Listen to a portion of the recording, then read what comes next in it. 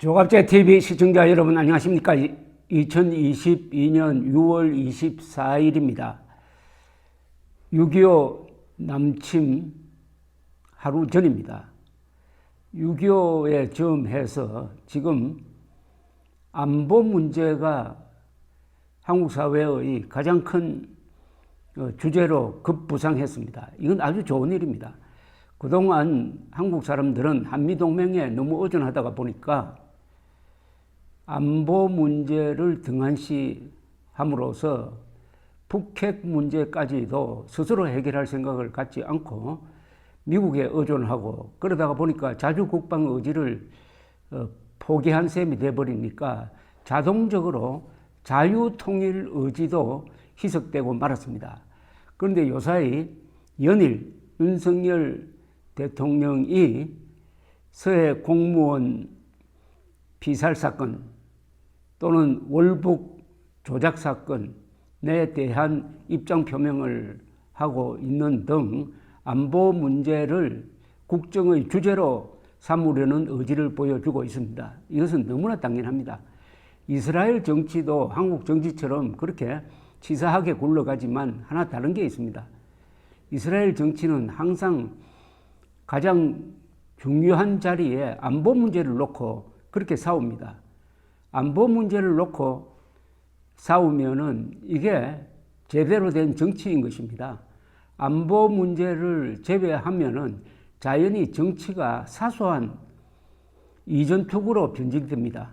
한국 정치를 근사하게 만들려면은 안보 문제를 핵심에 놓아야 합니다. 윤석열 대통령은 오늘 서해 공무원 피살 사건과 관련하여 정봉훈 해양경찰청장 등 해경지휘부의 일괄 사퇴 의사를 반려했습니다. 대통령 대변인실은 공지문에서 서해 피격 공무원 수사와 관련하여 유가족과 국민께 오해를 드린 데 대해 해경지휘부가 책임을 통감하고 사의를 표명한 것으로 알고 있다면서 그 순수한 뜻을 존중하지만 현재 감사원 감사 등 진상규명 작업이 진행 중인 만큼 일괄 사의는 반려될 예정이라고 했습니다. 즉 책임 추궁보다 더 중요한 것이 진상규명이다 이겁니다. 진상규명을 해야 누가 어떤 책임을 져야 될지를 알 수 있지 일괄 사표를 내는 식으로 해가지고 이 사건을 덮는 것은 안 된다는 과연 법률가다운 판단이라고 생각됩니다. 해경청은 전국 지휘관 화상회의를 열고 이번 사건에 대한 부실 수사 논란에 책임을 지고 치안감 이상 간부 9명이 모두 물러나기로 결의했습니다. 2020년 9월 서해상에서 북한의 총격을 받아 살해되고 시신이 소각된 해양수산부 공무원 이대준 씨에 대하여 해경은 당시 이 씨가 자진 월북한 것으로 판단된다고 했었지만은 1년 9개월 만인 지난 16일 월북했다고 단정할 근거를 찾지 못했다고 당초의 수사 결과를 뒤집었습니다. 사의를 표명한 정 청장은 이분은 치안총감입니다. 입장문에서 오랜 고심 끝에 우리 해양경찰이 다시 태어나기 위해서는 새로운 지휘부를 구성하는 것만이 답이라는 결론을 얻었다고 했습니다. 그런데 치안감 이상 간부 9명은 누구냐 하면은 정봉훈 해경청장, 차장 서성진, 중부청장 김병로, 기획조정관 김용진, 경비국장 이명준, 수사국장 김성종, 서해청장 김종욱, 남해청장 윤성현, 동해청장 강성기 등인데 해경 관계자는 정 청장이 먼저 사의를 밝히자 나머지 8명이 지휘부로서 책임을 공감하면서 자율적인 의사에 따라 사의를 표명했다고 설명을 했습니다. 그런데 오늘 조선일보 보도를 보면은 월북으로 몰아가도록 압력을 행사한 사람이 당시 청와대의 A 행정관인데, 이 사람이 당시 수사를 맡았던 윤석열 수사정보국장을 찾아와서 그런 압력을 행사했다는 증언이 있다고 보도를 했습니다. 그리고 월북으로 몰아가는데 공을 세운 사람들이 그 뒤에 승진을 했다, 농공행상을 했다, 이런 발표를, 이런 보도를 했습니다. 조선일보가. 이런 걸 보면은 이 사안은 결국 당시 청와대, 당시 문재인 대통령으로 향할 수밖에 없습니다.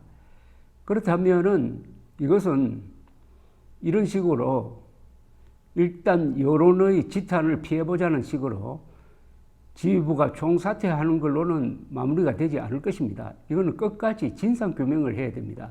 이번 사안의 쟁점은 첫째는 문재인 대통령이 지금 북한군에 공무원이 한 사람 억류되어 있다는 리얼타임의 보고를 받고도 그 뒤 3시간 동안 구조하라는 지시를 내리지 않고 책상 위에 있는 직통전화로 김정은에게 구조 요청을 하지도 않았다는 겁니다.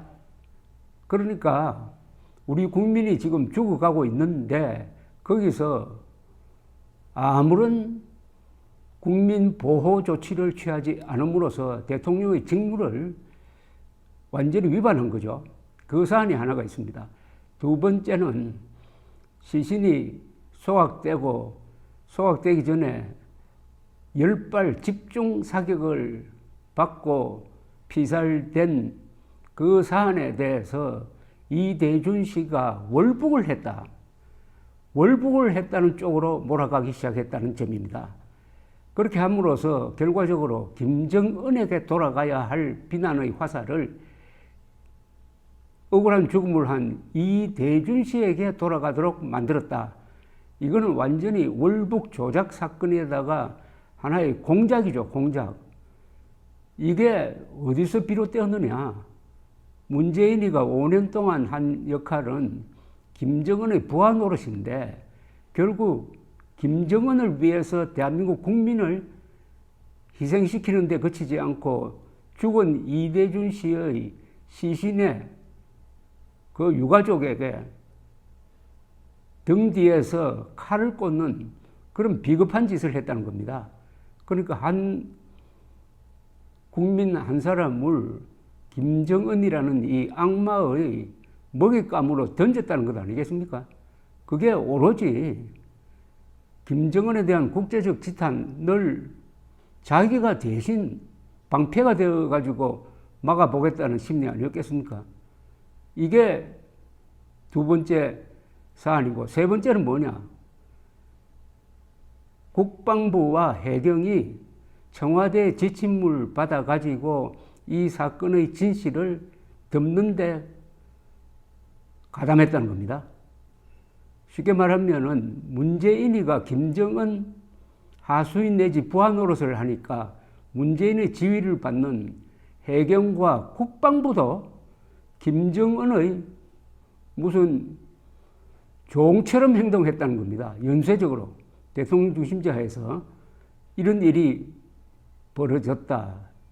따라서 이걸 밝히려면은 감사원 조사로 부족할 겁니다.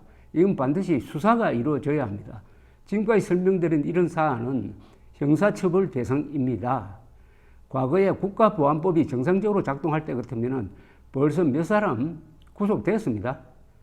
또 이것은 이적, 반역, 국가 반역 사건입니다. 쉽게 말하면 이 사건의 성격은 국가 반역 성격입니다. 국가 반역의 성격이 있으니까 여기서 해경 지휘부가 집단 사표를 내가지고 물타기 해서는 안 된다. 그 생각에 맞춰가지고 윤석열 대통령이 사의를 발리한 것은 참으로 잘한 일이라고 생각합니다. 그 다음에 있어야 할 일은 지휘 고하를 막론하고 국가 반역 사건은 원래 대역죄로 다룹니다. 하이 트리전이라고 합니다. 영어로. 대역죄. 이게 대역죄라는 이 말은 중국의 법률 용어인데 대역죄. 그거 그대로 번역하면은 하이 트리전이 됩니다. 이상하게 영어권과 한자 문화권에서 대역죄를 정확하게 같은 용어로 사용하고 있습니다. 역적 중에서도 가장 큰 역적이라는 거죠. 국가 반역이라는 것은. 이 대역죄는 거기에 준하는 엄정한 수사를 통해서 진상규명과 책임 추궁 그리고 응징이 이루어져야 하는데 그것은 개인적인 복수가 아닙니다. 바로 대한민국이라는 공동체를 유지하기 위해서는 이 부분에 대한 사안은 어떤 타협도 없어야 된다 하는 것이겠죠. 감사합니다.